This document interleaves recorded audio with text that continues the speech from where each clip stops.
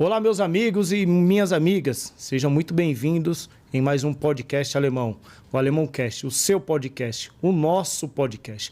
Hoje estou aqui para apresentar uma pessoa muito importante da nossa comunidade, tá? E também iremos gravar o nosso 12º episódio. Olha só como é que o nosso projeto está caminhando bem. Temos também já agendado pessoas importantes, igual a essa que está aqui hoje, e também, como outras também que já passaram aqui no nosso podcast, tá? Primeiro eu vou iniciar aqui com os nossos patrocinadores, que são pessoas importantíssimas nesse nosso projeto. Mostramos que elas são pessoas tão importantes, conversando tão importante no nosso bairro, que fez com que esse projeto, o podcast alemão, saísse do papel. Então, eu estou aqui com o patrocinador. Vou começar aqui com Ice World Açaí. Opa! Ice World Açaí fica ali no Itaim Paulista, exatamente ali no Jardim Miliunas. É um ótimo produto, de ótima qualidade. As redes sociais, pode você fazer seu pedido pelo Instagram, @IceWorldAçaí. Gratidão Seguros, um parceiro, um amigo também, uma corretora de seguros, totalmente de um trabalho de mérito, de respeitoso, de qualidade, de competência. O WhatsApp dele, faça sua cotação, 94880-9958. Temos também SS Jade, vou falar do Jade aqui, Jade Eventos. É um salão de festas, são 2 salões de festas, está localizado ali no Jardim das Oliveiras, um na Marechal Tito, outro na Décio Toledo Leite. Um salão com extrema estrutura, ar-condicionado, um acabamento impecável. Tenho certeza que você irá fechar, fazer uma visita, irá fechar para fazer sua formatura, colação de grau, seu casamento, aniversário de 15 anos. Tá bom, pessoal? E o próximo é o SS Veículos, ESS Veículos. ESS Veículos, tá? Acesse o QR Code, veículos de procedência, de qualidade, veículos totalmente revisados, são mais de 60 veículos em estoque. Eles estão com a promoção agora de final de ano de IPVA quitado já 2024. Tenho certeza que você também irá comprar ali, irá fechar o seu veículo, ou o seu primeiro veículo, ou a sua troca também. Beleza?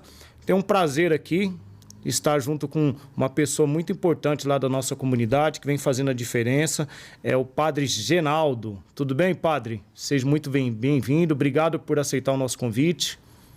Muito bem, obrigado por ter me convidado para a gente bater um papo aqui nesse tempo que você disponibiliza para que a comunidade possa se manifestar. O prazer é meu de estar aqui com você hoje.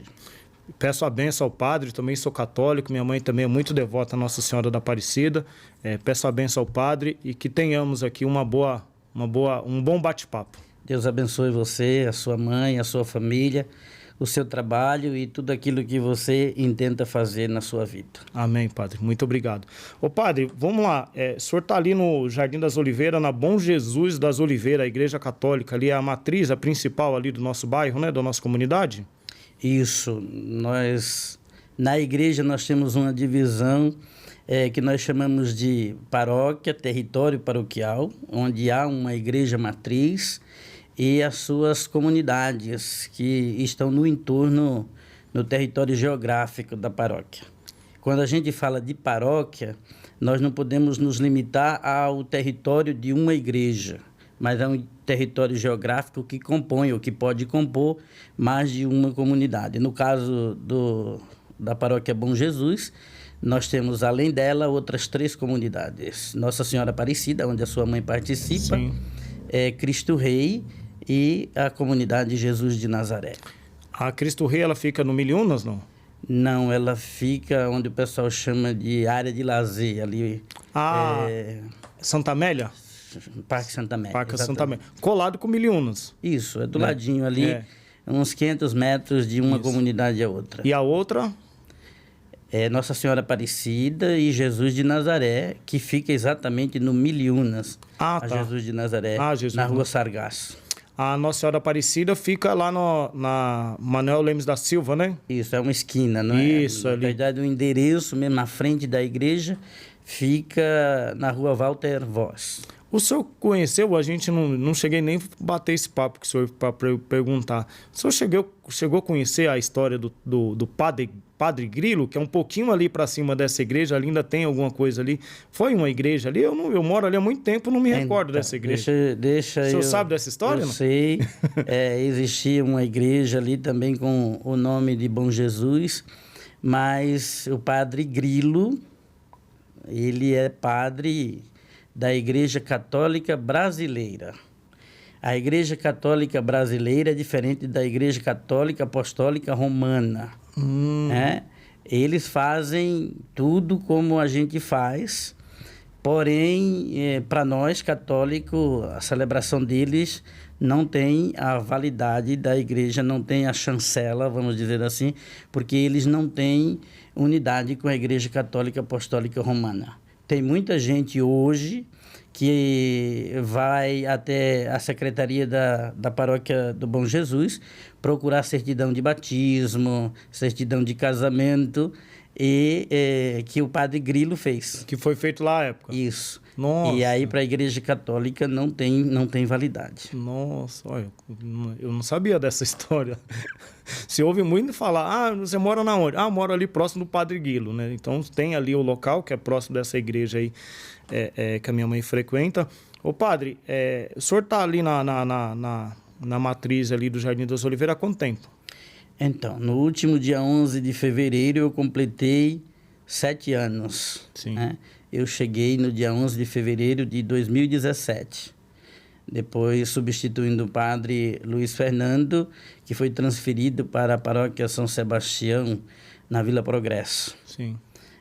E desde lá, desde aquela época, daquele dia, eu estou completando agora, nesse mês de fevereiro, esses 7 anos à frente da Igreja do Bom Jesus das Oliveiras, o que para mim é um prazer, viu? É um orgulho. Parabéns. Embora muito trabalho, algumas dificuldades, mas a gente tá na caminhada.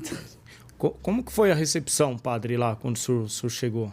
Eu fui muito bem recebido, não posso me queixar de absolutamente nada, como até hoje a gente tem caminhado com todas as pastorais, os movimentos.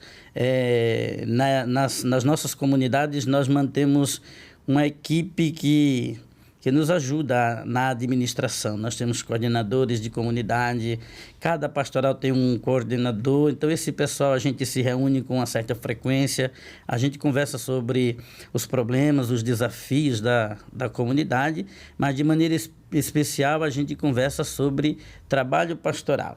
Nós temos um trabalho de formiguinha, onde os agentes de pastoral, eles vão exatamente aonde eu não dou conta de chegar. Sim. Graças a Deus, e há muita gente boa, a gente pode desenvolver o nosso trabalho pastoral com toda a dignidade que a Igreja do Bom Jesus merece. Isso é importante, toda essa equipe dentro daí faz toda a diferença, né, padre? Porque, como o senhor mesmo diz, é a matriz, e aí o senhor tem mais três comunidades que também fica de responsabilidade do senhor. Exato. São 4 comunidades,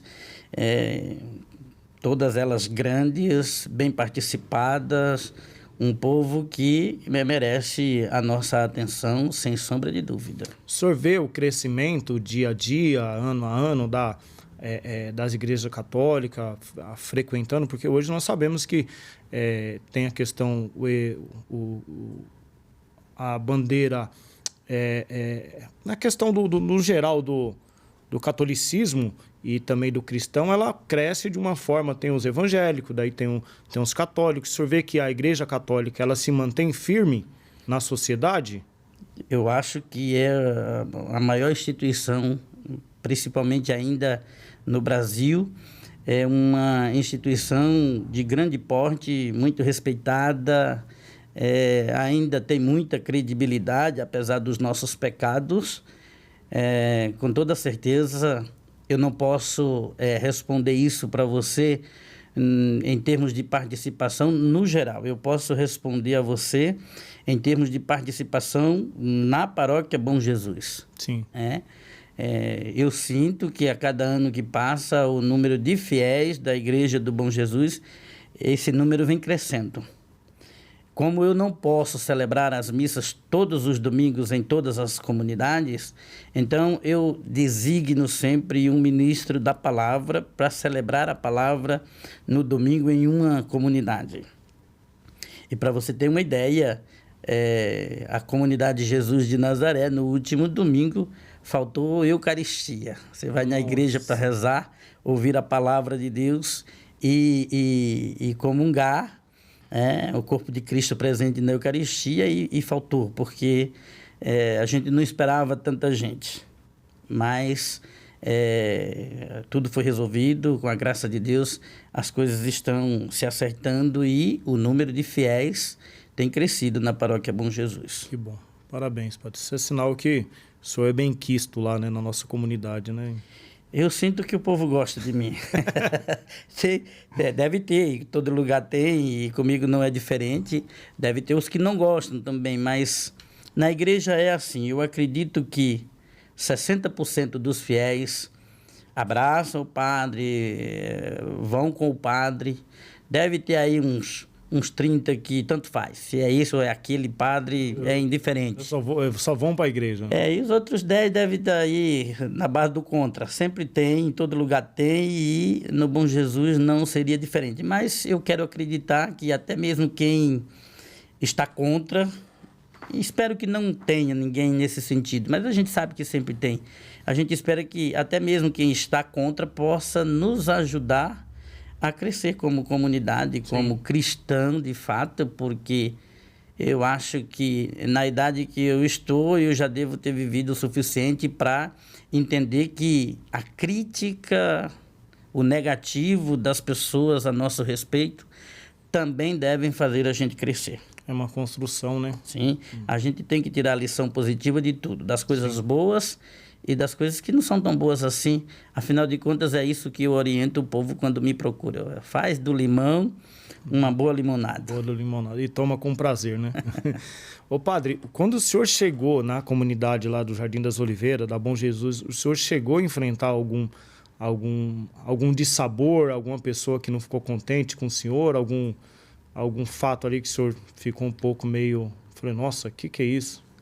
Então, no conjunto geral, eu não tive grandes dificuldades.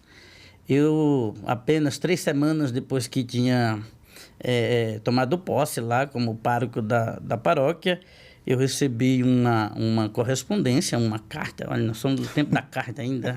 Hoje a gente pode mandar... e-mail, mas o e-mail também já está ficando para trás. Pode mandar uma mensagem no WhatsApp, enfim... eu recebi uma carta que fazia algumas ameaças. Nossa! Mas aí eu já coloquei para a comunidade o que estava acontecendo, e isso foi uma única vez. Mas isso não me colocou nenhum tipo de angústia, não me deixou com nenhum medo. Eu acho que quando a gente abraça uma causa, a gente tem que abraçar com os prós e os contras. Eu estou convencido disso, que é possível lidar com os desafios com a mesma tranquilidade que a gente lida com as coisas boas da vida. O senhor não levou para o coração essa mensagem dessa carta? Não, isso eu vou guardar comigo, né? Porque, de certa forma, aquilo surgiu como uma ameaça. Aquilo, para mim, foi como se fosse uma ameaça. Mas como foi algo que aconteceu uma única vez, então não levei muito em conta, disse à comunidade o que estava acontecendo e vamos para frente. E de lá para cá, de fato, nunca mais aconteceu. Já fui questionado algumas vezes, porque tem que ser desse jeito e não daquele. A gente pensa aquilo que é possível ser diferente, a gente se disponibiliza a fazer, mas aquilo que é a essência da igreja eu não posso abrir mão. Padre, o senhor é natural de qual cidade do Brasil? Olha, eu sou da zona rural de uma cidade chamada São José da Laje, em Alagoas. Então, essa cidade de São José da Laje tem um povoado que nós chamamos de distrito. Sim. Aqui é distrito, lá é povoado. Lá é povoado. 2 ou 3 ruazinhas. Mas eu sou do sítio mesmo, eu não sou daquele povoado. Eu estudei ali. Eu sou da roça, né? Sou da roça e da casa onde eu nasci e vivi alguns primeiros anos da minha vida, até chegar nesse povoado, a gente ainda leva 40 minutos andando, né? Foi ali que eu estudei um pouco, até a sexta série. Era ali que eu participava das missas uma vez por mês. Nossa. Só tinha missa uma vez por mês. Eu ia lá com a minha mãe, e o padre, como ia somente uma vez por mês, ele atendia a confissão, ele celebrava a missa, ele fazia os batizados, se houvessem, ele assistia os casamentos também. Durante a minha experiência lá, eu devo ter visto ele celebrar aí uns 3, 4 casamentos naquela comunidade. E eu ia com gosto. Enquanto não tínhamos a missa, que só acontecia uma vez por mês, a gente fazia na linguagem católica, nós chamamos de culto dominical, que parece muito com a linguagem protestante, mas é totalmente diferente do culto protestante. Hoje, na cidade grande, aqui em São Paulo, nós temos celebração da palavra. Sim. Onde o padre não pode ir, um ministro designado pela igreja pode ir fazer a celebração da palavra. Lá a gente não tinha isso. Então, a gente tinha um folheto preparado por uma editora aqui de São Paulo, e a gente dividia as funções ali de leituras, de cantos e assim por diante, entre nós mesmos. Então, aos domingos, eu sempre ia em uma dessas reuniões rezar um pouco. Eu era moleque, eu era adolescente. Que idade? Olha, eu acho que eu deveria ter de 12 a 14 anos, por aí.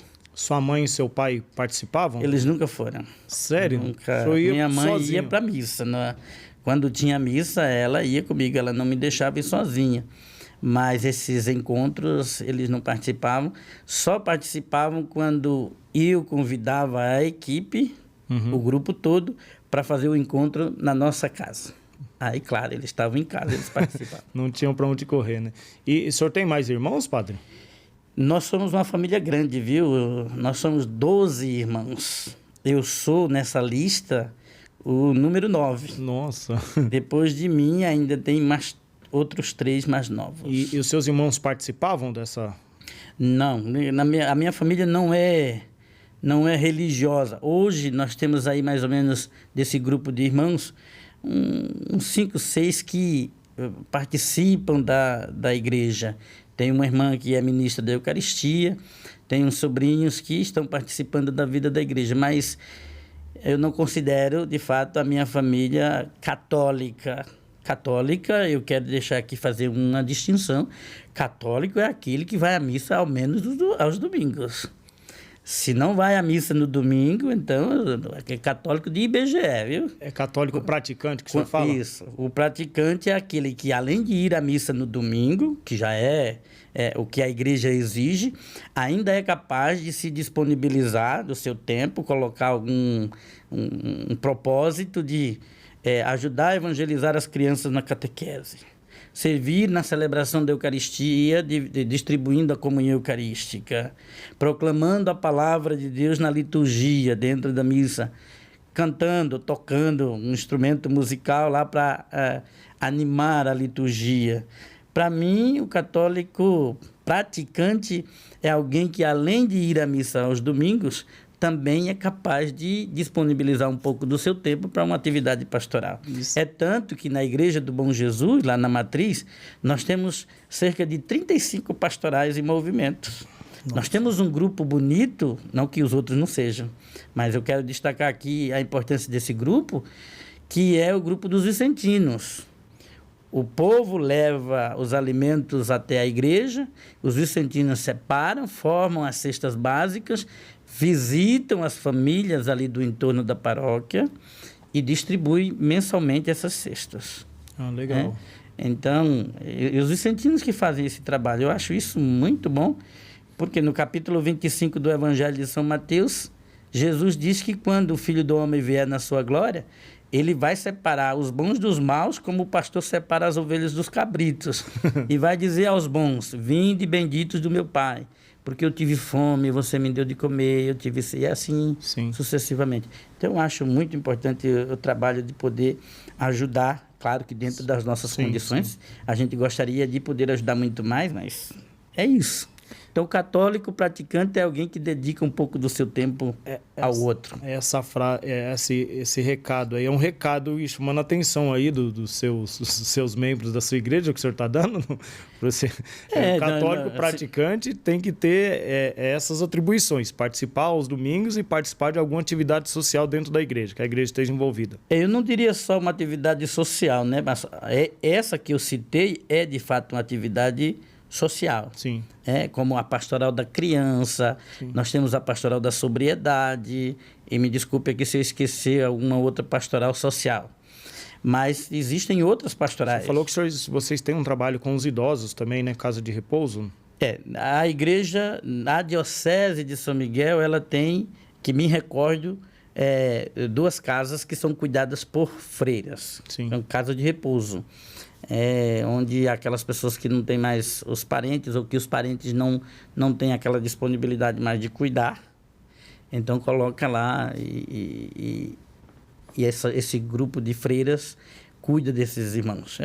Eu não sei exatamente o número que a gente tem hoje, mas esses grupos não fazem parte da nossa paróquia lá do Bom Jesus. Sim. Lá no Bom Jesus a gente tem casa de repouso, mas que são mantidos pelo governo. Eu não sei se estadual ou municipal. Na rua da igreja, de frente à igreja, tem uma casa de repouso ali que é mantida pela prefeitura. Irmã Josefina, se não me engano. Já fiz visitas ali, já fiz trabalho social e já fiz visita. Já recebi doações dali de cadeira de roda e tudo. Precisava de manutenção, mas na época que me fizeram a doação, foram em torno de 20 cadeiras. Me ajudou bastante, ajudei bastante pessoas, né? Ótimo. Ô padre, na hora que o senhor falou de idosos, falou das freiras. Na faculdade eu fiz um TCC e eu abordei o impacto, né, da redução da maioridade penal na sociedade. Qual que seria o impacto? E aí eu busquei lá um pouco, lá a fundo, lá sobre a questão dos tempos médios e antigos, dos direitos da criança, do adolescente. E aí chegou uma certa época que eu esbarrei na questão das freiras, né? Que tinha a roda da criança, que começou no Rio de Janeiro e se instalou aqui também na Santa Casa, aqui em São Paulo, que as pessoas que não queriam aquele filho, colocava a criança dentro de uma roda, né, no muro, e girava, e aí ficava para as freiras pregar, que daí eram chamados os antigos, eu acho que ainda é antigo, na capital eu não vejo mais falar, na capital de São Paulo, os orfanatos. Né? O senhor sabe falar um pouco dessa questão dos orfanatos, se tem ainda em São Paulo ou nos municípios, fora? Não? Eu sei que existe mais fora da capital aqui da grande metrópole, né? A capital e a grande São Paulo. Eu sei que existe em alguns ambientes por aí, em algumas pequenas cidades ainda existe, mas eu não tenho conhecimento de nenhum orfanato. Eu tenho que responder aqui, em primeiro lugar, pela paróquia Bom Jesus, e depois aquilo que eu conheço a respeito da Diocese de São Miguel, sim, que é um território restrito, né? Pode ser que exista, mas eu não saberia te falar sobre isso. Não, sim, com certeza, e está correto, o senhor está certo. Que me chamou muita atenção esse trabalho das freiras, né? De acolher essas crianças que não era benquista pela família ou porque estava com alguma enfermidade, e aí eram postas nessa roda, né? A última criança foi na década de 70. Você vê que o negócio vem de 1800 até a década de 70. Agora, a última criança foi entregue no Rio de Janeiro na roda da criança. Então, colocou a criança ali, rodou tipo aquele cesto de gás, né? Você pega o bujão que coloca aqui, roda, pega o vazio, e ali era da mesma forma. Colocava a criança aqui, rodava o cesto, as freiras pegavam a criança para cuidar. Para né? adotar. Adotar. Ficava ali, e aí depois tinha a questão da adoção, que era antigamente o juizado de menor, né? Que hoje, né, é a vara da infância e juventude. Ô padre, e quando que surgiu aí? O senhor fala lá de Alagoas, a cidade da roça, tudo. Eu passei, eu sou do sul do Paraná, já tive uma vida, pouco tempo, mas tive na roça, né? Eu já colhi algodão e plantei, né? Muito pouco, né? Eu falar para o senhor que é bem trabalhoso, viu? Sofrido, né? Hoje não tem mais, hoje não existe mais essa... pode até existir, mas assim, a realidade dos meus tios lá no Paraná, quando eu fiquei lá um tempo, era de plantação mesmo, né? De tacar veneno nas plantações, fazer capinação. O senhor tinha isso lá em Alagoas, não? Qual que era? Tá. Lá nós trabalhávamos, a minha família, a gente trabalhava com a produção de cana-de-açúcar. Nossa. Mas também a gente plantava mandioca, banana, feijão, milho, essas coisas. A gente nunca trabalhou com algodão, com arroz. A minha região lá de Alagoas não é região de arroz, sabe? É cana. O canavial toma conta de tudo lá. Mas essa plantação, na hora que você fala feijão, milho, arroz, isso era para o consumo ou era para em grande quantidade para... Eu vou explicar para você como é que funcionava a manutenção da família. Família grande é sempre muita despesa. Então, a gente plantava para o consumo. Porém, chegava a determinada época do ano que a gente precisava também vender para poder continuar comendo. Sim. Porque a gente ia comer só banana, feijão, milho, né? Então, assim, na época do verão, que é a época do cultivo da cana-de-açúcar lá na minha região, é outubro, novembro, até março. Então, nesse período, a gente cortava a cana e vendia para a usina. Sim. Aí a usina faz o açúcar, o álcool e assim por diante. Então, enquanto a gente estava vendendo, a gente se mantinha com aquilo. Mas depois que acabava, a gente ia ter que continuar se mantendo. Então, a gente fazia farinha de mandioca. Então, a gente trabalhava bastante com o cultivo da mandioca. Então, plantava e a mandioca leva 1 ano para se desenvolver, para poder começar a produzir. Então, depois que passava o corte da cana, o cultivo da cana-de-açúcar, a gente tinha que fazer a farinha. Então, a gente fazia 250 quilos, mais ou menos, por semana, levava até a feira livre, Nossa. Vendia a farinha, e aí vendia mesmo, porque é uma região pobre, o povo come bastante farinha, viu? E com o dinheiro da farinha, a gente fazia a compra da semana. Aí comprava macarrão, mistura, tudo aquilo que a gente não tinha em casa e que precisava comer, a gente comprava com o dinheiro da farinha. Que a terra não produzia, o que vocês não plantavam, vocês compravam Exato. Com o dinheiro da farinha, né? Exatamente. E da cana também, que vocês vendiam a cana. A cana era por um período só. Ah, por um período. Enquanto durava o cultivo, a gente tinha dinheiro. Era até um período melhor, sabe? Porque eu me lembro, dava um dinheirinho. Até dava para juntar um pouco para alguns meses a mais, mas não dava para o ano inteiro. Sim. E todos os seus irmãos trabalhavam juntos ali nesse cultivo ali. Do né? mais velho ao mais novo. Porque você pudesse com a enxada e com a foice, você já estava com ela na mão. Meu pai não dava moleza. Eu lembro na casa lá dos meus avós, que nós íamos para a roça, e aí quando dava umas 10 horas da manhã, às vezes tinha alguma plantação de melancia próximo da roça, né, que era a melancia rasteira, né? E aí algum dos meus tios falava assim, pega a melancia ali e põe na bica d'água. Aí o moleque, acho que tinha uns 11 anos, ia lá, pegava, colocava na bica d'água para ela ir, esfriando, isso. Esfriando para quando dá... Ele olhava, juro pro senhor, 11 anos, eu tinha 11 anos, então dá o quê? 30 e poucos anos atrás. Dava meio-dia, ele olhava, não tinha relógio, né? Naquela época, olhava tinha, mas não tinha condição de comprar. Uhum. Olhava pro céu assim e falava, tá na hora de almoçar.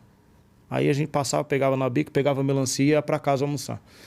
Quando dava umas 2h30, voltava do almoço para o mesmo local de trabalho. Quando dava umas 2h30, 3 horas da tarde, daí vinha uma tia nossa, ou uma prima, ou a avó, minha falecida avó, que Deus a tenha, também muito católica. Vinha com aquele prato com a mandioca frita, um bolo de milho ou alguma coisa feita em casa mesmo, com bule de café, o prato amarrado ou a tapoé amarrada com um pano e levava para a roça para a gente tomar café lá. Quando dava 5 horas da tarde, retornava, aí a janta já estava pronta, 6 horas, aí no outro dia, mesma rotina. Era dessa forma lá? Você era privilegiado, né? Porque tinha tudo isso. Não. Assim, comida nunca faltou.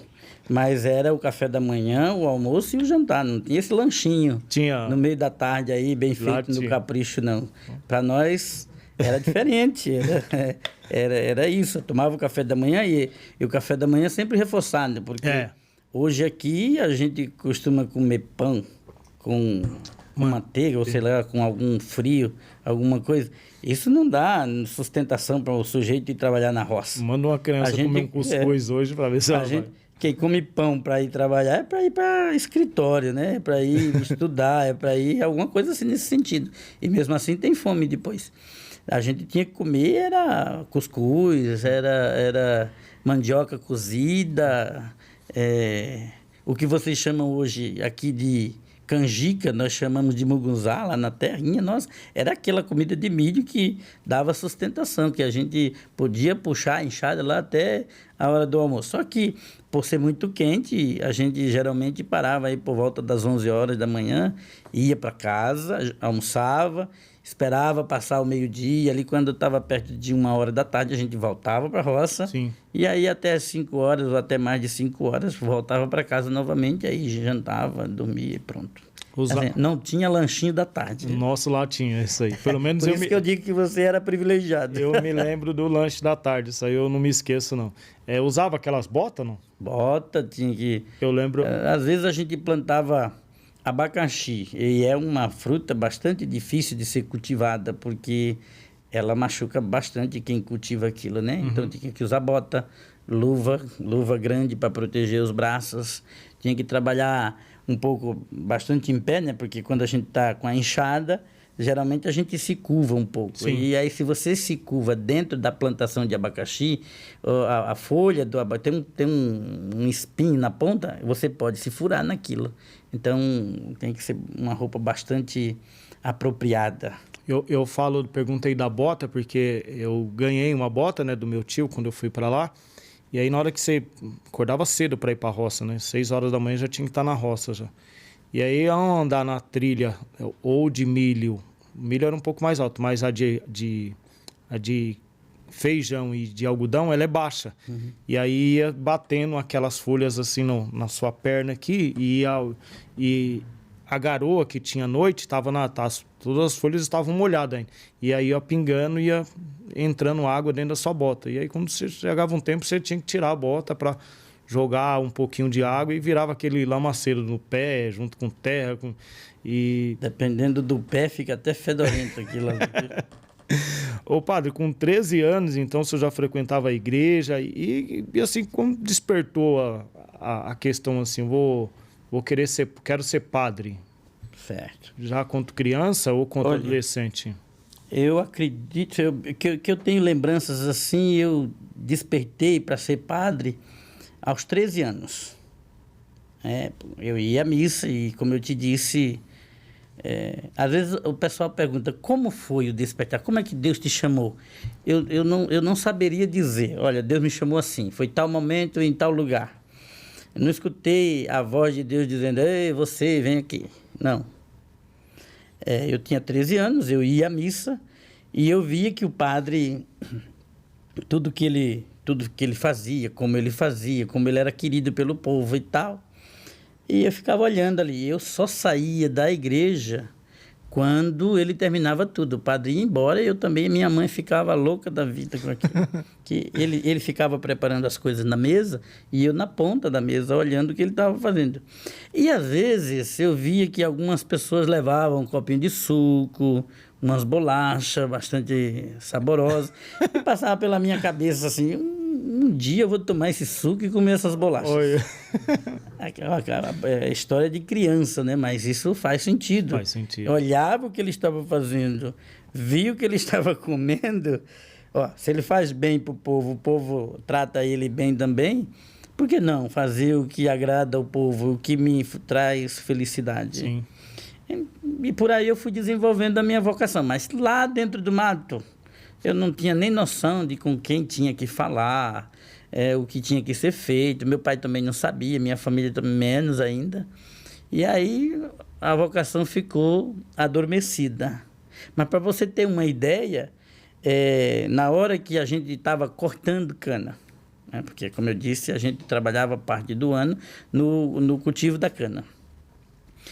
Quem ia do meu lado, cortando cana comigo, ia escutando missa, porque eu ia celebrando missa o tempo todo. Eu cantava, rezava, enfim, tinha textos do evangelho já decorados. Era o dia inteirinho assim. Chegava a enjoar quem estava por perto, né? Mas aquilo ficou adormecido, não tinha como colocar em prática essa vocação. Só foi despertar novamente quando eu cheguei em São Paulo, aos 20 anos. Como foi sua vinda para São Paulo? Quem que o senhor... Então, eu já tinha aqui alguns irmãos. Como eu disse, nós somos uma família grande. Eu acho que uns 2 ou 3 já estavam aqui. Aí um foi passear lá e eu vim com ele, de ônibus. 42 horas de viagem de Alagoas até São Paulo. E eu vim, e aí comecei a participar da igreja aqui, que é mais frequente, né? Mas aí o senhor veio já na cabeça de ser padre, ou o senhor veio e falou, não, vou trabalhar na Grande São Paulo? Não, eu não vim com a ideia de ser padre, porque, como eu disse, aquela ideia, a vocação estava adormecida. Mas assim, eu tinha consciência de que eu queria continuar na igreja. Sim. E aí, chegando em São Paulo, eu fiquei menos de um mês desempregado.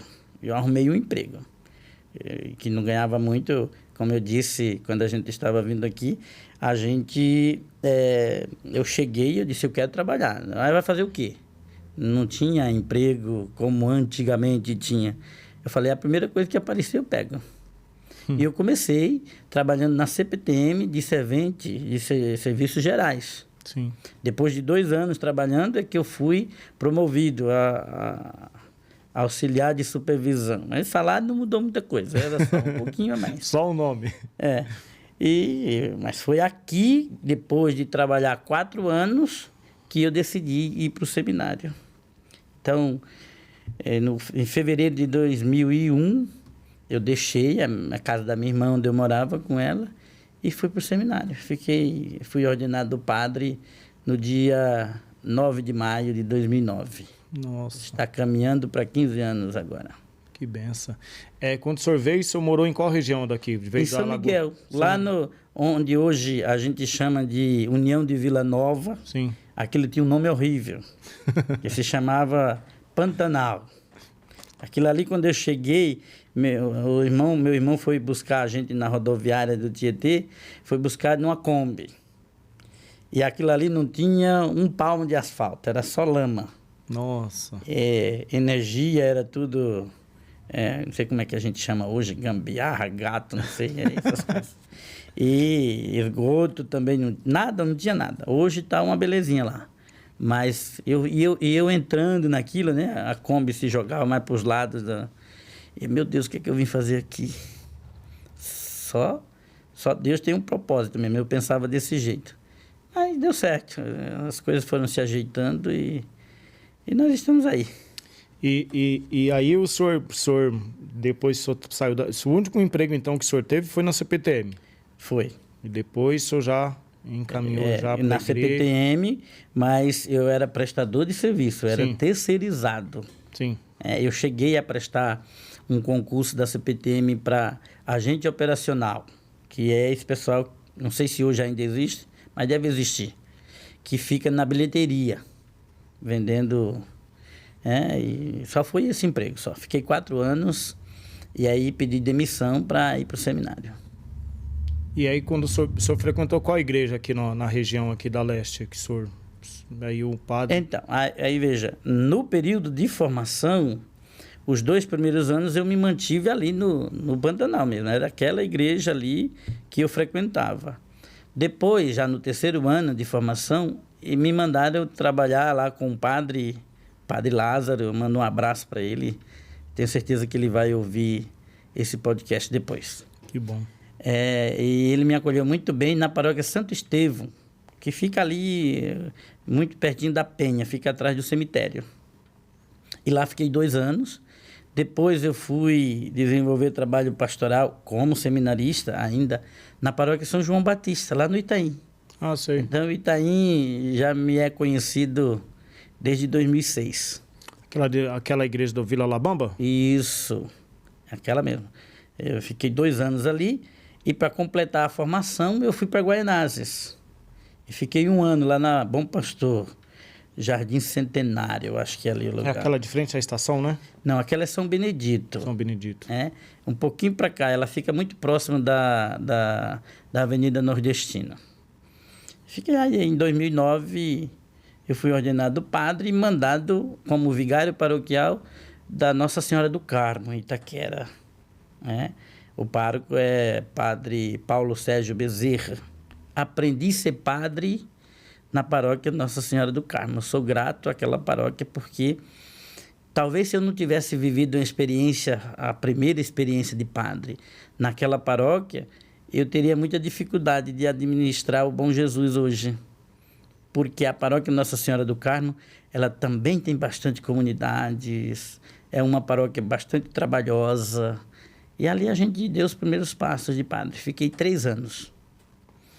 Depois fui para Emelino Matarazzo, Jardim Queralux, e os últimos 7 anos no Bom Jesus. Como que é a agenda do padre na semana? Então, os dias mais difíceis para mim, mais trabalhosos, eu poderia dizer assim, é sábado, domingo e segunda-feira. Mas aí dá uma pausa, porque na terça-feira eu tiro para descansar. Às vezes tem muita reunião, tem reunião do clero, né? A gente se reúne com o bispo. Em agosto do ano passado, os padres de 17 paróquias que compõem 3 setores da região do Itaim, o Itaim, Silva Teles e Jardim Helena. Sim. Os padres reunidos, eles me elegeram vigário episcopal. Ou seja, esses 3 setores estão sob minha responsabilidade nos trabalhos pastorais. Quando o bispo não pode, ele me designa para fazer o que ele deveria fazer. Então é uma alta responsabilidade, né? Sabe a prefeitura de São Paulo, que tem mais de 30 subprefeituras? Sim. E em cada subprefeitura tem um subprefeito. A comparação é meio ruim, mas eu quero fazer essa comparação com a igreja também. A Diocese de São Miguel ela é dividida em 5 regiões. Então, eu estou lá no Itaim com esses 3 setores, Padre Rogério em São Miguel com outros 3, Padre Luiz em Cangaíba, pegando a região da Penha, Padre Ricardo em Guaianazes e Padre Pedro Galiani em Itaquera. Então, às vezes na terça-feira, que é dia de folga, a gente tem reunião para discutir, para debater quais são as necessidades da igreja, quais são os passos que precisam dar. Às vezes a transferência de um padre de uma paróquia para outra, a gente é consultado, será que esse dá melhor ali, ou como é que a gente faz? Então, a terça-feira também, nem é toda terça que eu estou livre. Nem é toda terça que é folga, né? Na quarta-feira, eu atendo os fiéis na igreja. Eu sei que é um dia que nem todo fiel pode ir se confessar, conversar, bater um papo, perguntar alguma coisa, tirar alguma dúvida com o padre, mas eu estou lá na quarta-feira e vai muita gente. Aí fica quinta e sexta-feira, que são os dias... Na quinta eu costumo muito, com a pastoral da saúde, visitar os doentes em casa. Sim. Eu quero registrar aqui, depois espero que alguma autoridade nossa de saúde escute, porque às vezes nós temos doentes nos hospitais e a gente quer ir visitar e chega no hospital, a administração coloca uma porção de empecilhos, dificuldades para a gente entrar, porque tem que ter hora marcada. E padre não tem hora marcada, viu? A hora que dá tem que ir. Então eu tenho muita dificuldade de visitar os doentes da paróquia nos hospitais, por causa disso. Ali da região do Itaim. Da região, exato. O senhor já fez uma conversa com a supervisão de saúde lá do Itaim? Naquele hospital do Itaim, eu tenho que ser honesto com vocês e dizer que eu tenho facilidade de entrar ali. Sim. Eu consigo com mais facilidade. Porque naquele hospital nós temos uma pastoral. Sim. Então, eu tenho um crachá de voluntário, eu entro pela entrada dos funcionários, vou até a sala da pastoral e lá o rapaz que trabalha vai comigo visitar o doente. Então, ali eu não tenho dificuldade. Mas eu já fui em hospital, Planalto, em Guaianazes, Sim. onde não me deixaram entrar. Nossa. Não me deixaram. Então, assim, eu gosto de visitar os doentes em casa, mas nem sempre o doente está em casa. E eu faço isso na quinta. Na sexta-feira eu dou aula no seminário e pronto, essa é a minha vida. Eu sempre falo nas reuniões que eu participo, né, que sempre estou à frente de alguns projetos no bairro, na comunidade, me importa bastante, que eu sempre falo que a Igreja Católica, ela é uma peça fundamental no bairro para o desenvolvimento. Ela acolhe muitas demandas do nosso bairro, ela recebe muitas demandas. E o padre ali é uma autoridade que tem a importância nessa construção. Que o senhor está fazendo aqui um desabafo em relação de que um hospital, que ali tem toda a questão de enfermidade, pessoas ali que estão precisando de uma visita, de uma palavra de conforto, de um apoio, de levar um recado para alguma família, e acaba sendo, por conta de burocracias, né, para não falar outra palavra, acaba barrando aí uma autoridade que é o padre, né, que representa ali toda aquela área ali do São Miguel. Ô padre, o senhor falou que o senhor tem aí um dia que o senhor recebe lá as confissões, né? Existe uma balança entre pecados, não? A igreja classifica pecado grave e pecado não muito grave. Por exemplo, eu te fazer mal, isso tem uma configuração de pecado grave, né? Eu te roubar, isso tem configuração de pecado grave. Alguém que desvia dinheiro da merenda escolar, por exemplo, é considerado um pecador grave. Existe, eu não diria a balança, mas existe a configuração do pecado grave e do pecado não grave, né? A gente chama de mortal e venial. O mortal é aquele que pode te levar para o inferno. E o venial é aquele que você vai, por exemplo, à missa, examina a sua consciência no ato penitencial, pede perdão a Deus e pode seguir a sua vida. Nada impede de que depois você possa, em uma oportunidade, se confessando, colocar também os pecados menos graves. Padre, como é que faz para saber se é grave ou não é? Tem gente que chega para se confessar e diz: eu pensei em fazer mal para o alemão. Claro que ninguém nunca me disse isso fique claro. Pensou em fazer. Isso não tem uma configuração de pecado grave. O pecado se torna grave se ele alimentar isso e se ele fizer mal para você. Isso é pecado grave. Mas eu penso um monte de coisa que é pecado, né? Agora, entre pensar e fazer, vai uma diferença muito grande, inclusive na sociedade. Uma coisa sou eu pensar em matar alguém, outra coisa sou eu matar alguém, né? E há uma diferença grande nesse sentido. No pecado também é assim. O senhor recebe, assim, já teve alguma confissão assim que se deixou o senhor muito abalado, assim, aí? Sim. O dia que o senhor não conseguiu, falando, hoje eu não vou conseguir tocar o resto do dia. Sim, a gente recebe... geralmente quem vai procurar a igreja em busca de uma palavra vai com um problemão, vai com uma dificuldade que está tirando o sono, que já no campo social já se esgotou, né? Então vai buscar no espiritual uma palavra que possa dar força para continuar. Quando eu fui ordenado padre, logo no começo, eu atendi uma moça em Itaquera. Também atendi, agora não lembro qual era o dia da semana, mas eu atendia lá e o padre de lá continua atendendo. E ela era uma jovem que estudava à noite em um colégio ao lado do Parque do Carmo. E saindo da escola, ela foi violentada sexualmente, ela foi estuprada. Nossa. E ficou grávida desse estupro, né? Dessa violência.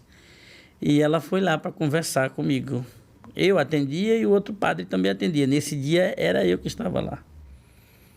E aí o desespero, porque tira a criança, não tira a criança, aborta, não aborta, o que faz? E eu disse a ela, não tire. A lei permite, né, que ela faça... Exato. O chamado aborto legal. Aborto legal, e se caso se descobrir que esteja grávida, tem uma quantidade de semanas lá, Se ela quiser doar a criança, ela só não vê a criança. Ela faz assina a documentação antes do parto, ela entrega a criança, ela não vai ter contato. Nasceu, ela entrega a criança, o serviço social, junto com as enfermeiras, retira a criança do ambiente, da onde foi feito o parto, e ali ela não sabe mais o destino da criança. Certo. Só que com essa moça, o processo foi diferente do que aconteceu. Ela quis manter a gravidez. E eu incentivei, eu apoiei. Só que ela passou a gravidez e não fizeram, acho que aí um erro, o exame para saber como é que estava a criança. E na hora que a criança nasceu, a criança foi infectada, foi contaminada com o HIV que a mãe tinha e não sabia. Então, poucos dias depois, a criança morreu e a mãe continua doente. E que essa mãe ela possivelmente adquiriu com a questão a violência sexual. Com a violência sexual do abuso, né? Isso. E aí, a partir desse momento, eu adoto essa mãe, não mais a criança, como alguém da minha família, que eu me sinto na responsabilidade de continuar cuidando dela. Então, ela ficou aqui em São Paulo durante alguns anos e a mãe dela faleceu, então ela se viu sozinha. Ela foi para casa de parentes em Mato Grosso. Nossa. Só que 3, 4 vezes por ano ela vem aqui no Emílio Ribas para fazer acompanhamento, pegar coquetel, essas coisas todas. E aí a gente que ajuda um pouquinho ela com dinheiro de passagem, lugar para ela ficar hospedada. Isso mexeu comigo, sabe? Porque eu acho que esse foi o caso assim mais que eu posso elencar aqui do acontecido. Não, mas é muito... E só digo isso aqui porque é um fato que nenhum de vocês sabe quem é, né? Porque se alguém conhecesse essa pessoa, eu não poderia estar contando isso aqui para vocês. E também é uma questão que todos da sociedade não está livre, né? Infelizmente, né? Também porque não foi uma confissão que ela foi fazer para mim, ela foi buscar ajuda, buscar orientação. E para ajudar alguém, eu preciso que alguém me ajude, né? Que Deus possa aí ajudá-la, né? E eu torço muito para que ela fique bem. Principalmente tem a questão da saúde, da enfermidade, mas a questão psicológica eu acho que tem bastante conflito aí em relação a isso, né? Então, tomara a Deus aí que ela fique bem. O padre, nessa questão das pessoas se confessarem com o senhor, né, na igreja, tem ali muitos casais e famílias no geral que a confissão ela envolve um terceiro. E vocês acompanham isso, vocês veem que esse acompanhamento, as orientações que vocês dão, o senhor passa, você vê uma melhora, assim, você consegue falar uma porcentagem de pessoas ali com acompanhamento de vocês depois da confissão que teve uma melhora? Um avanço? Eu acredito, assim, mais de 90% dos casos que eu atendo tem a ver com família. Sim. De relação, de casamento, de filhos, etc. E, às vezes, a gente que olha o problema de fora ajuda com uma palavra, que às vezes a gente nem dá tanto valor para aquela palavra que a gente disse, que a gente deu, mas ajuda a pessoa, né? E ela se reequilibra, se refaz e vai adiante. Eu costumo, em grande parte dos casos que atendo, que converso, depois me informar, buscar saber se a pessoa se refez, se deu certo aquela orientação, se colocou em prática aquilo que a gente disse. E um bom número consegue se refazer novamente, né? Dá certo. Quando há disposição para colocar em prática aquilo que a gente orienta, geralmente dá certo. Agora, levar em conta que também tem uma terceira vontade envolvida ali, não é? E essa terceira vontade também diz muito quando se trata de relacionamento. Então, em alguns casos, a gente perde, com certeza, a separação, há filhos que vão embora, que abandonam os pais ficam sofrendo.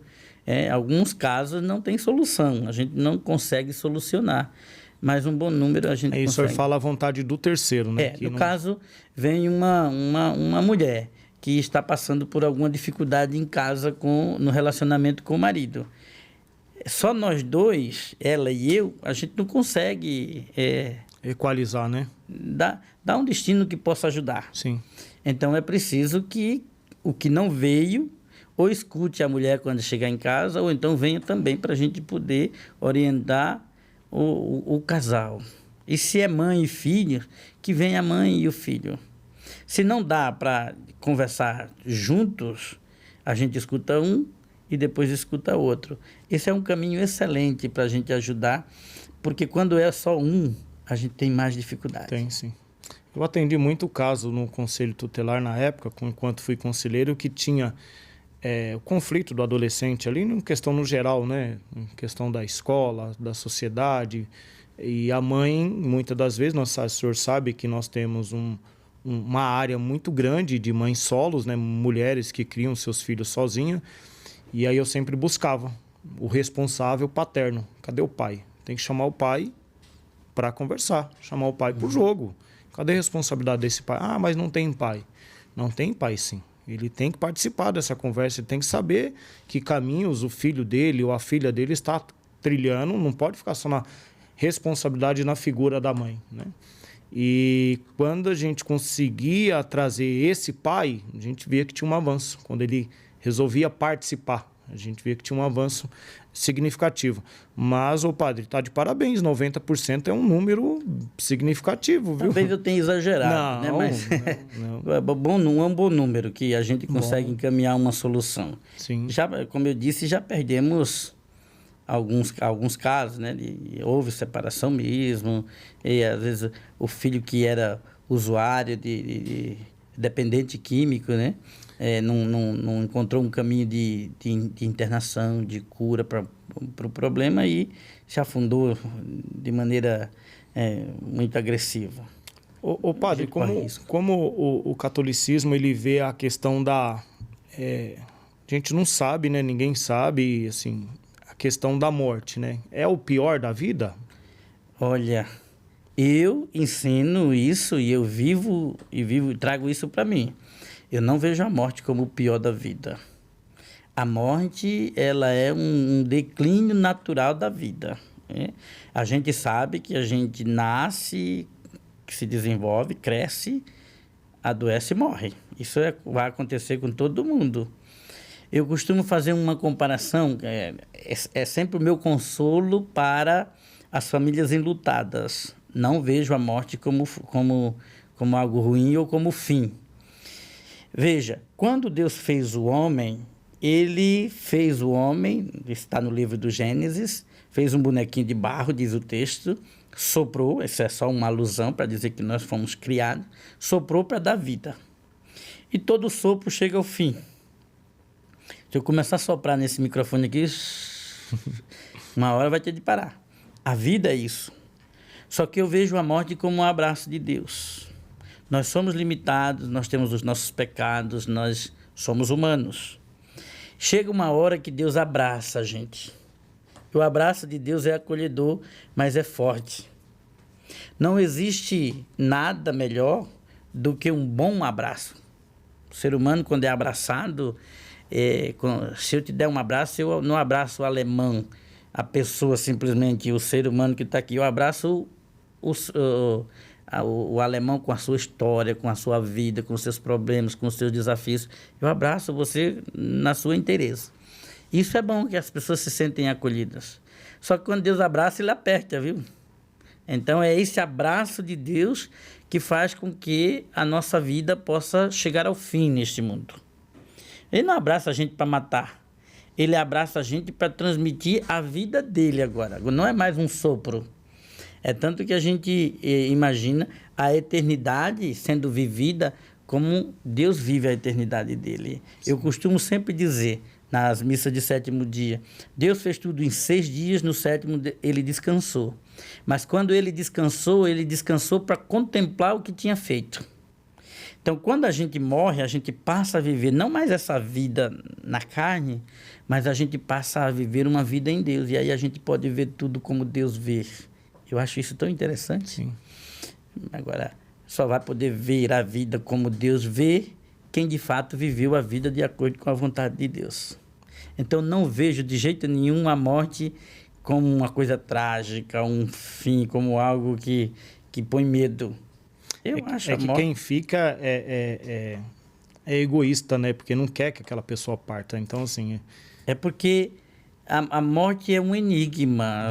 O que tem depois dela é incerto, né? A gente não pode afirmar com categoria. Agora, veja, quando eu sempre comparo e alguém pode dizer, mas está errado, padre. Mas quando a gente nasce, a mãe, para dar à luz, ela precisa sofrer, ela tem que botar força. A gente nasce chorando e até precisa chorar para abrir os pulmões, para aprender a respirar, não é? É preciso que haja esse sofrimento para que a gente venha ao mundo. Se eu não nascer, eu não vejo o rosto da minha mãe não vê o meu rosto. Mas para nascer precisou de um certo sofrimento. A morte é a mesma coisa. Na hora de morrer, eu sofro. Eu tenho alguma dor, vai acontecer comigo, que eu vou morrer. Mas a dor maior é para quem fica, por causa dessa incerteza.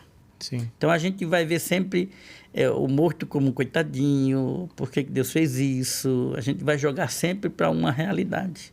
Sim. Mas é por causa dessa incerteza que nós temos a respeito do que nos espera depois dessa vida. Ô padre, e a Bíblia fala entre céu e inferno. O senhor acredita mesmo que existe o inferno? Eu acredito. A palavra de Deus fala sobre isso. A igreja ensina isso, e eu estou inserido numa doutrina que prega exatamente que há esses dois estilos de vida depois da morte. Eu não posso chamar céu e inferno de lugar, viu? É um lugar onde os bons vão para o céu, está lá o céu cheio de gente, e aqui está o inferno, onde um monte de gente que não prestou aqui nesse mundo também está ali. E céu e inferno são realidades de vida que a gente pode já viver aqui neste mundo. Você veja, quando alguém passa por uma situação difícil, de sofrimento, de angústia, de dor, está desesperada, ela diz assim, mas que inferno? Então, ela já está vivendo um inferno aqui. Né? Quando a situação é boa, é tranquila, as pessoas costumam dizer, nossa, aqui é o paraíso, eu estou vivendo uma situação... Então, assim é o céu para essa pessoa. Nós não podemos pretender céu ou inferno somente depois que a vida chega ao fim. Essa é uma realidade pregada pela Bíblia, desse jeito. Mas a gente tem que entender que o nosso céu ou o nosso inferno pode começar já aqui entre nós. Isso, na hora que o senhor fala assim, a pessoa fala, e nossa, aqui passou por algumas situações, que inferno. O senhor acredita que palavras têm poder em relação das pessoas ficar no seu dia a dia de trabalho e sempre falando ali e pensando palavras bem negativas? Eu não gosto de falar porque eu tenho esse pensamento comigo que palavra tem poder. Palavras... Eu não posso ser... supersticioso de achar agora, se eu disser qualquer coisa, isso vai ser atraído para mim ou para alguém. Não. O ensinamento de Jesus é assim, o que eu desejar para o outro, eu posso esperar acontecer comigo. Se você entrar numa casa e desejar a paz para os moradores daquela casa, e ali houver alguém de paz, a paz fica com ele. Senão ela volta para você. Então, se eu te desejo a paz e você não aceita, a paz volta para mim. Nesse sentido, seguindo o Evangelho, é que eu acredito. Agora, em termos de superstição, não, sabe? Eu não vou sair de casa hoje porque hoje é sexta-feira, é dia de azar. Você já começa atrapalhado. Não dá para ser desse jeito. Não, nisso eu não acredito. Mas em aquilo que vai e pode voltar, isso é fato.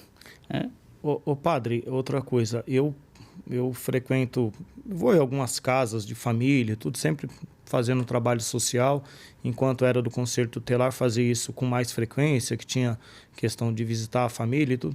E mesmo com a ajuda ali da estrutura da ferramenta pública, né, que é chamado de rede, né, questão social, questão da saúde, que todo o conselho tem essa prerrogativa, tem essa atribuição de acionar e requisitar o serviço para que atenda aquela família.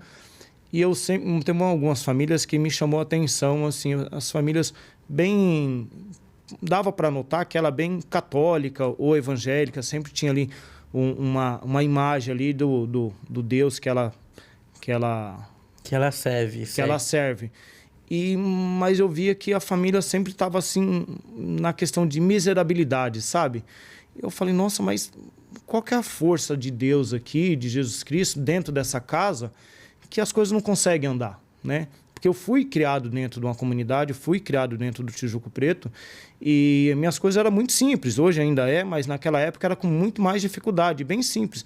Mas eu via que minha mãe ali com toda dificuldade, ela mantinha ali o básico da gente, que era o arroz, feijão, tinha o básico, que a gente não passava necessidade. Uhum. E na época não tinha essa questão de Bolsa Família, Bolsa isso, Bolsa aquilo. Era tipo... Cada um se vira. Ela trabalhou na Omega, ali em Itaquá, trabalhou na Monange, ali onde é o antigo Roldão hoje, e com o salário dela, ela mantinha a nossa casa, fome a gente não passava. O básico nós tínhamos. E hoje eu vejo que tem algumas famílias, mesmo pregando a sua crença ali com Jesus Cristo, com Deus, com Nossa Senhora da Aparecida, eu vejo que tem uma certa dificuldade. O senhor define isso como? Assim, a falta de fé ou a falta de... Não, Alemão. O que o senhor consegue... também assim, não quero que o senhor coloque valores em cima da... A tua ideia, o que você me apresenta aqui, é uma ideia de teologia da prosperidade. Quer dizer, do jeito que você está pensando e apresentando o problema que você encontrou ali, me soa como uma teologia de prosperidade. Por exemplo, eu não sirvo a Deus para que Ele me retribua de alguma forma com algum bem material. Mas eu falo de alimentação mesmo. Mas até a alimentação não passa por essa teologia, não pode passar. Deus, o que Ele tinha para dar a nós, Ele já deu, que é a salvação em Jesus Cristo. Isso Ele já deu. Todo o resto, tudo isso que é para o nosso bem-estar, para a manutenção da nossa vida, nós é que precisamos ir atrás. Por exemplo, quando Jesus olhou para a multidão e viu que estava com fome, ele não prestou assistencialismo, sabe? Ali, vamos transformar as pedras que o diabo queria em pão para dar comida para esse povo. Não. Ele pediu que aqueles que tivessem, colocassem ali para que a gente pudesse distribuir. É o que nós tentamos fazer, por exemplo, com as cestas básicas que nós damos, né?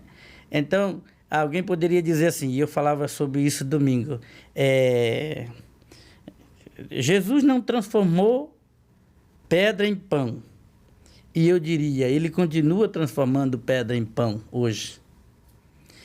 Quando o meu coração endurecido, pedra, se abre para partilhar um pouco do que eu tenho com quem não tem, aí eu resolvo o problema. Então, assim, não olho do jeito que você está falando, porque Deus não se obriga a nos dar nem comida. Isso nós temos que ir atrás. Então, a essas pessoas, talvez tenha faltado oportunidade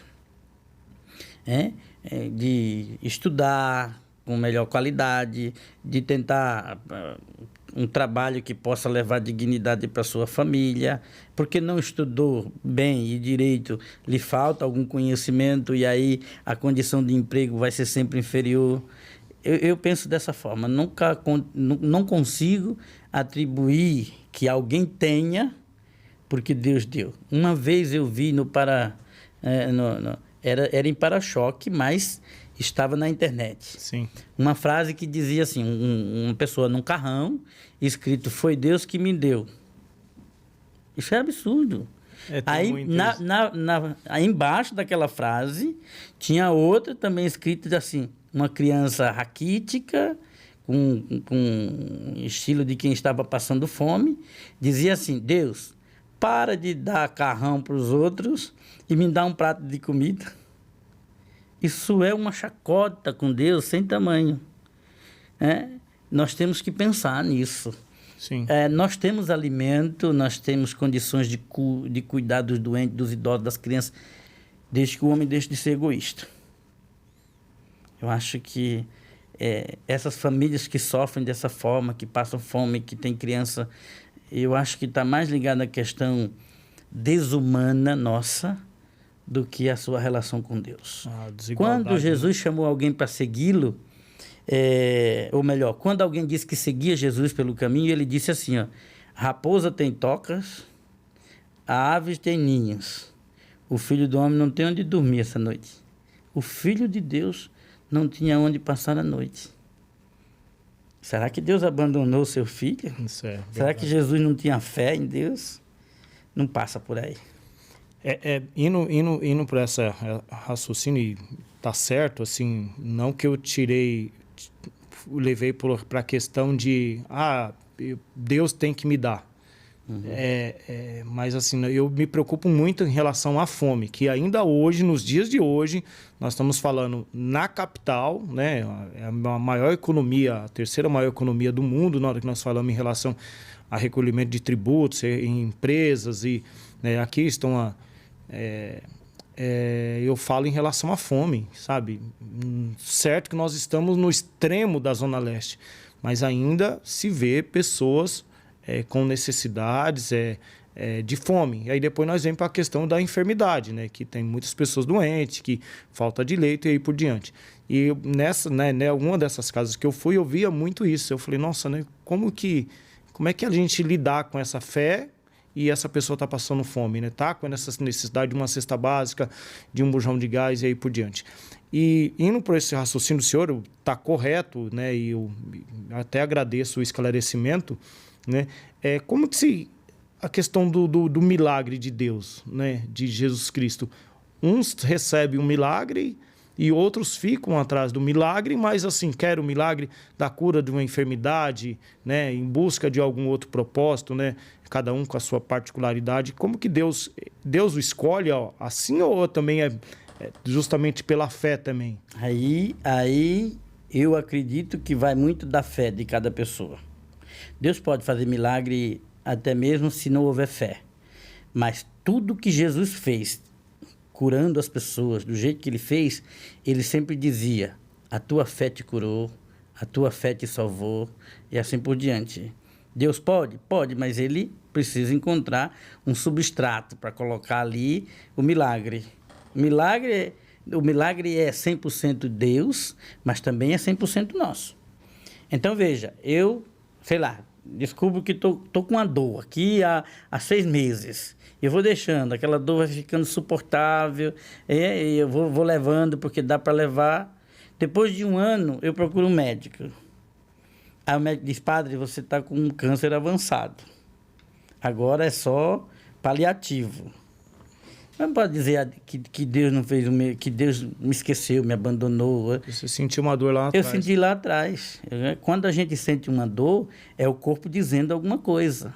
Então é bom ir averiguar para ver o que é. Então é preciso buscar tratamento. Então aquilo avançou tanto, meu corpo já, os órgãos já estão comprometidos e eu vou morrer. Sim. Não é por vontade de Deus, ou por falta de fé. Eu me descuidei. Por mais fé que eu tenha, eu conheci, não pessoalmente, mas eu me lembro, de um padre que ele teve câncer no estômago, Padre Léo. E o Padre Jonas, a Bíblia, lá na Canção Nova, rezava o tempo inteirinho para que o Padre Léo ficasse curado. E o Padre Léo morreu. Nossa. Não ficou curado. Não posso ver isso como falta de fé, nem do Padre Léo, nem do Padre Jonas. Mas o Padre Léo, ele fumou durante um monte de tempo, muitos anos, e aquilo comprometeu. Não faltou fé a ele, mas um vício que ele alimentou por muito tempo acabou prejudicando a vida dele. Sim, verdade. Então, é nesse sentido, viu? O milagre, por exemplo, se você quiser colocar um quadro, pendurar um quadro em algum lugar, você tem que ter uma parede ou um teto para pendurar. Para Deus colocar o milagre, ele tem que encontrar um lugar para colocar esse milagre. E esse lugar nós chamamos de fé. Ótimo, ó, que bom.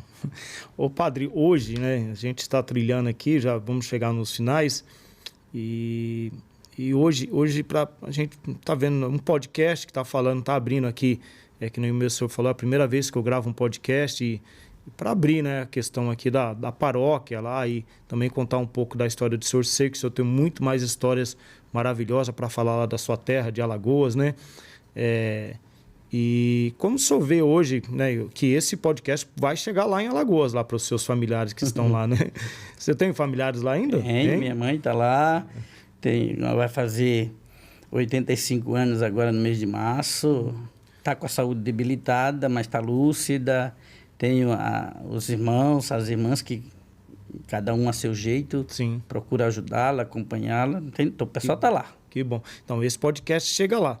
Hoje como que o senhor vê, como que a igreja enxerga a questão das redes sociais, da internet? Sabemos que é uma ferramenta ótima, mas se souber utilizá-la, né? O senhor vê que atrapalha algumas questões?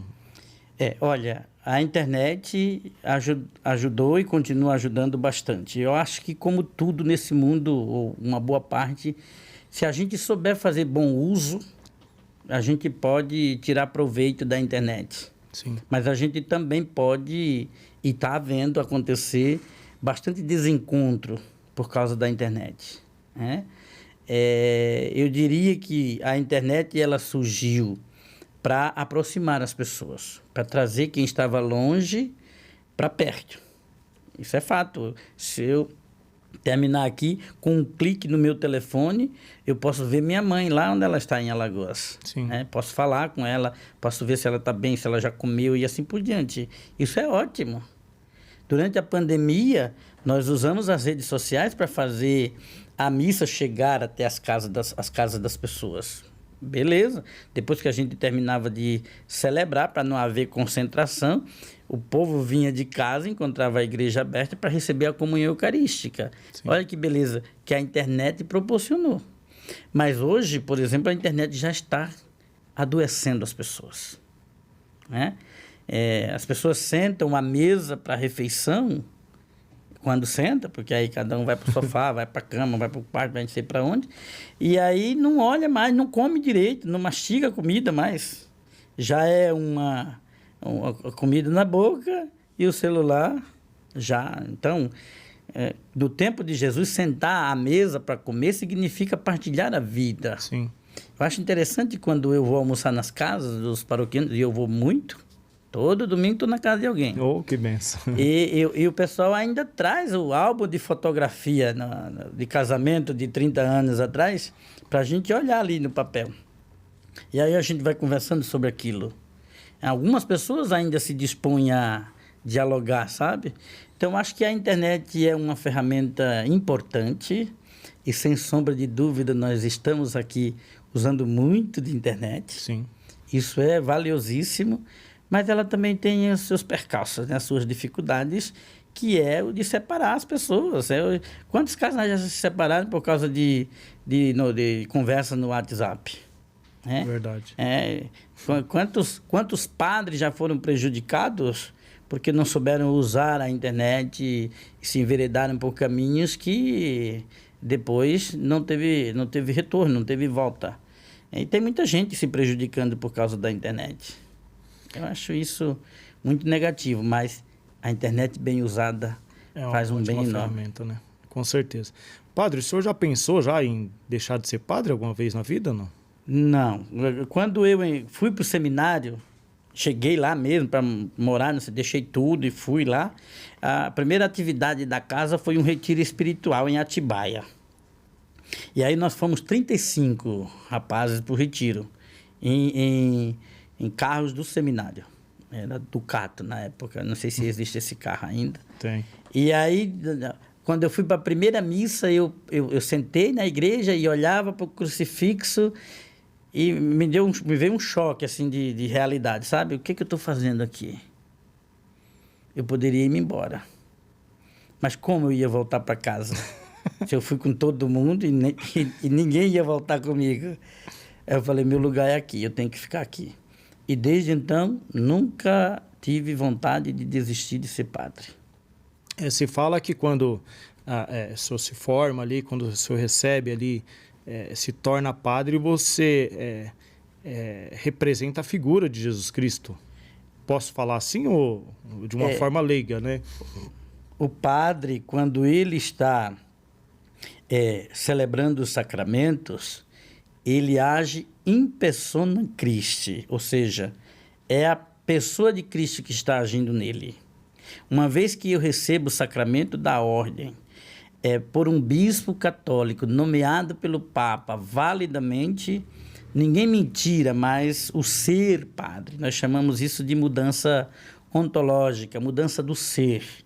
Eu deixei de ser Genaldo e passei a ser Padre Genaldo. Isso, se eu for para o inferno, é o Padre Genaldo que foi para o inferno. Então, isso é mudança ontológica, mudança do ser.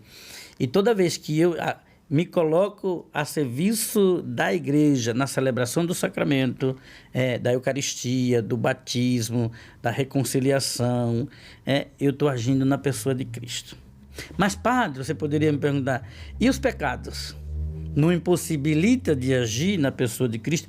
Cristo age em mim, independente dos meus pecados. Então, a graça de Deus para você passa por mim e chega purinha em você, sem se contaminar nos meus pecados. Amém. Você, por exemplo, a comparação é absurda que eu vou fazer agora, mas você tem na sua casa, você abre a torneira da sua casa, chega água lá, você pode beber e tal, não é muito recomendado, mas você pode. Você não sabe quantos furos, quantas impurezas, os canos que levaram aquela água até tua casa possui, mas a água chegou tratada na sua casa. Sim. Assim também é a graça de Deus. Se eu tiver o meu pecado, a graça de Deus vai passar por mim e chegar no meu povo sem que essa graça seja comprometida. Agora, é claro que se eu for levar uma vida santa, uma vida digna, uma vida honesta, na vida do meu povo, da comunidade como um todo, essa graça pode produzir muito mais do que eu com os meus pecados. Por quê? Quem me conhece vai saber que eu sou pecador e vai saber das coisas que eu faço. Então, a minha ação vai se tornar uma ação farisaica, hipócrita. E aí Jesus vai dizer para o meu povo, faça o que ele manda, mas não faça o que ele faz. Verdade. Ô padre, essa aqui é a sua igreja, né? Isso, está em reforma? Tá sofrida, né? Não, está em reforma, né? Então, eu tenho certeza aí que irá... Tinha janelas aqui, não tinha? Vocês tiraram, vão subir... Do jeito que você está vendo aí, essa parte que foi fechada, elas foram abertas em cima. Então, nós tiramos os vitrais e vamos levá-los mais alto. Tá. Do lado da porta central, entre uma pilastra e outra, nós vamos abrir 2 portas, que é para entrar mais ventilação. Sim, ficar.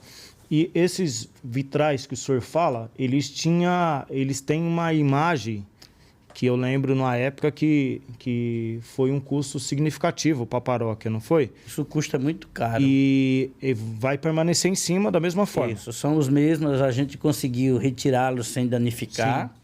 E a gente só vai elevá-los. Né? São 8 vitrais. Você está vendo 4 aí na frente.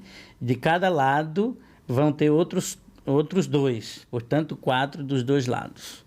Mas nós retiramos e vamos colocá-los novamente. Eu pedi para que colocasse aqui, padre, pedi a permissão do senhor, para que as pessoas que queiram fazer doações, é uma igreja de... A paróquia ali a matriz do nosso bairro ali do Itaim Paulista, da Zona Leste, do Jardim das Oliveiras, ela é a matriz que atende ali na pessoa ali do Padre Genaldo, atende mais 3 comunidades. E ela está passando por uma grande reforma agora, eu quero compartilhar com vocês, você que queira fazer algum tipo de doação, está aqui o WhatsApp, o CNPJ, a chave Pix da igreja, tá? Você pode fazer... O CNPJ é 61-378-741-005407. Qualquer valor, qualquer quantia, eu tenho certeza que irá fazer a diferença. Nós sabemos o quanto que é custoso manter a igreja, a paróquia de portas abertas, e uma reforma desse tamanho. Eu acompanho, estive lá 15 dias atrás, fiquei até feliz, né, por estar ali no pátio da igreja, a igreja que está sendo feita agora a missa em céu aberto, né, padre? Debaixo de uma tenda. O padre falou que quando está muito calor tem que levar um guarda-solzinho porque está sendo em céu aberto. E lá no fundo da igreja tem algumas árvores, e parecia que eu estava no interior, que começou a cantar alguns passarinhos, você olhava para dentro da igreja. Então, é uma igreja muito bonita, muito grande, mas tem muito custo, né? Quem puder fazer algum tipo de doação, está aqui o CNPJ da igreja, tá bom, padre? Isso muito fica bem. A nossa contribuição pelo convite, pelo aceito do nosso convite. Eu fico muito, muito, muito feliz. Teria que ter mais tempo para a gente estender aqui.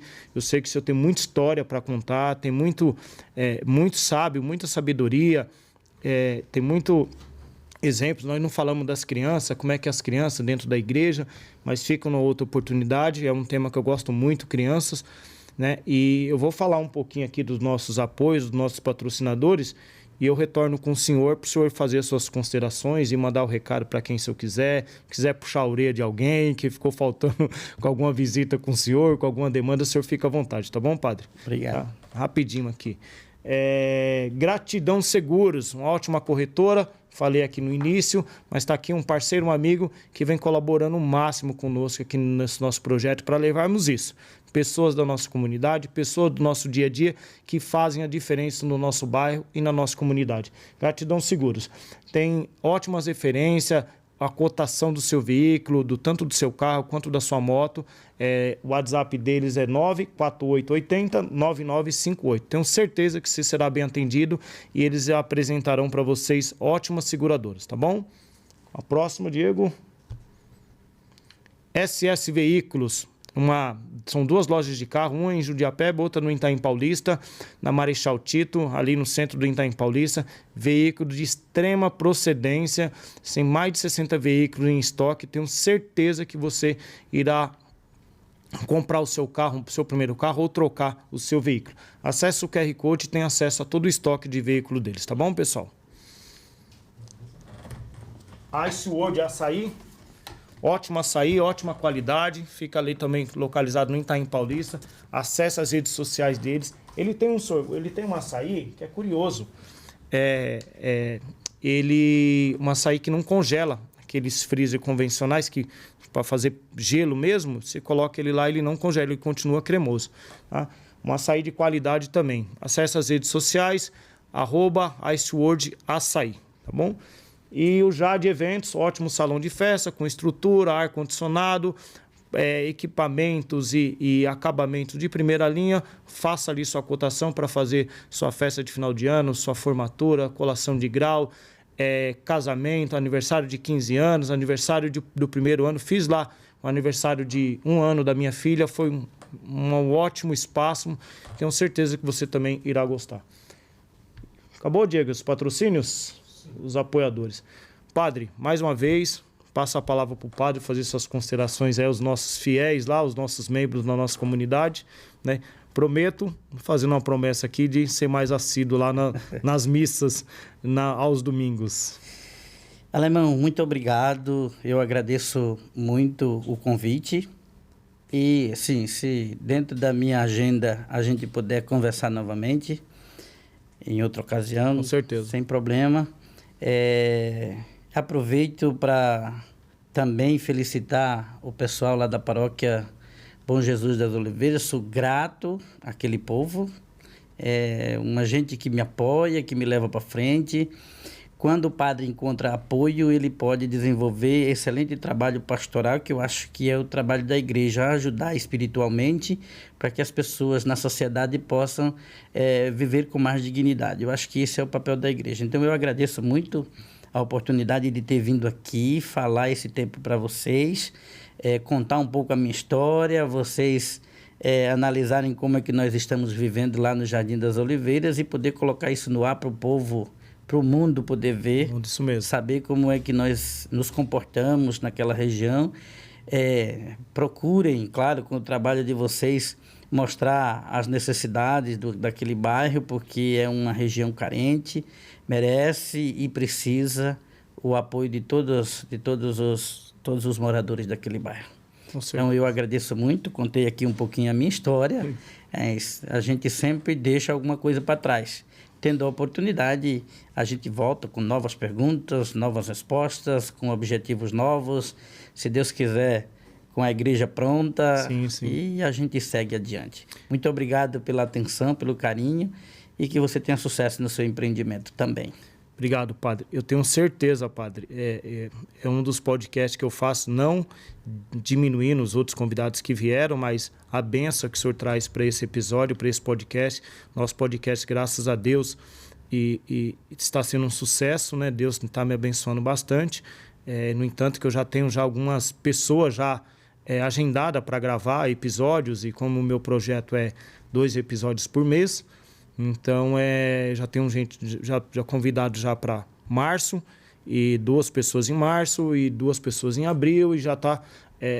isso é sinal que pessoas estão gostando, né? Hoje mesmo eu recebi ligações: nossa, qual que é o tema que você aborda? Eu abordo temas, nós abordamos temas diferentes. Então, fico muito feliz hoje com a bênção do Senhor. Tenho certeza que esse podcast irá avançar mais. Eu quero saber se a sua mãezinha assistiu. Depois o senhor me fala: olha, ela assistiu pelo menos 5 minutinhos, mas ela viu. Essa é a força da internet, é a força do podcast. Nós estamos usando e queremos usar essa ferramenta, a internet, rede social, de uma forma produtiva, de uma forma útil para a sociedade, né? Essas demandas que o senhor falou do nosso território, da nossa comunidade, que precisa de uma atenção, isso nós buscamos junto com o meu grupo. Nós buscamos todo dia, buscar a melhoria para o nosso bairro. Eu me coloco à disposição da igreja, me coloco à disposição do padre, sempre que possível, quiser me ligar com alguma demanda, com alguma questão, eu me coloco à disposição. E fico feliz, de verdade, de coração, me sinto emocionado em ter o senhor aqui e conhecer um pouco do Padre Genaldo, que deixou de ser Genaldo, agora é Padre Genaldo, tá? Pessoal, mais um episódio do podcast Alemão Cast, que nem vocês sabem, é um projeto que nós tiramos do papel há pouco tempo e está sendo um sucesso. Agradeço imensamente os patrocinadores, e é isso. Trazer pessoas aqui da nossa comunidade, do nosso dia a dia, pessoas que desenvolvam e engajam o nosso bairro para desenvolvimento, para mostrarmos para o mundo que o Itaim Paulista, que o Jardim das Oliveiras tem pessoas boas, pessoas trabalhadoras, pessoas competentes, pessoas que fazem a diferença na sociedade. Tá bom, pessoal? Então, até a próxima. Agradeço a todos vocês que estão acompanhando o Alemão Cast. Siga nas redes sociais, Alemão Cast no YouTube, Alemão do Conselho no Instagram, e Alemão Cast também no Instagram. Beleza, pessoal? Fique com Deus e até a próxima. Obrigado, padre. Obrigado.